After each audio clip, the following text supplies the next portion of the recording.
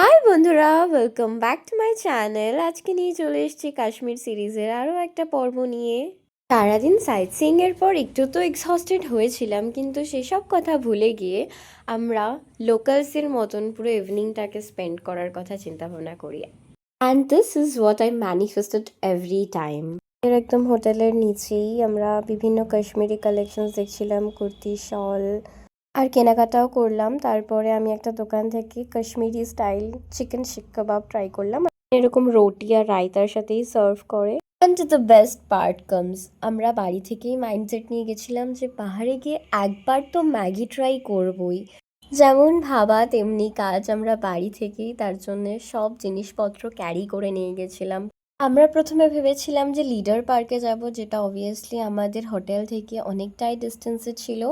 এটা একটা ecological park ট্যুরিস্টদের জন্যে, বাট আমাদেরকে দুজন লোকালস তারপরে গাইড করলো আমাদের হোটেলের অপোজিটের গলি থেকেই একদম 2 মিনিট ওয়াকিং ডিস্টেন্সে লিডারের ধারে পৌঁছানো যায়। And we trusted both of them and we reached here. Oh my god, কিছুক্ষণের জন্য মনে হচ্ছিল যে এটা আমরা কোথায় চলে আসলাম, এটা কি সিরিয়াসলি ইন্ডিয়া?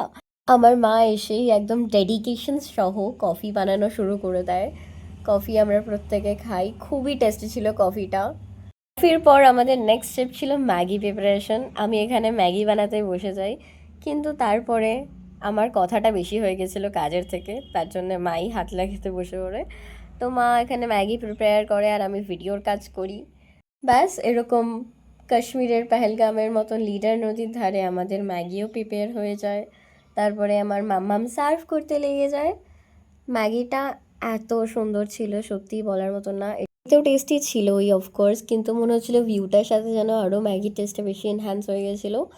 ট্রাস্ট মি, জলটা অনেকই ঠান্ডা ছিল, কিন্তু মুখটা অনেক গ্লো করছিল আমার।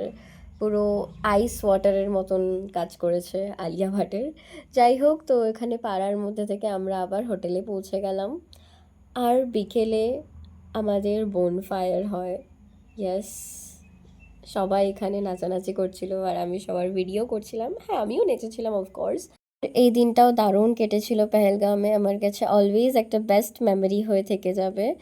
তারপর ডিনারে আমরা খাই মাটন ভাত, তারপরে ঘুমিয়ে পড়ি। টাটা, দেখা হবে নেক্সট পার্টে, বাই।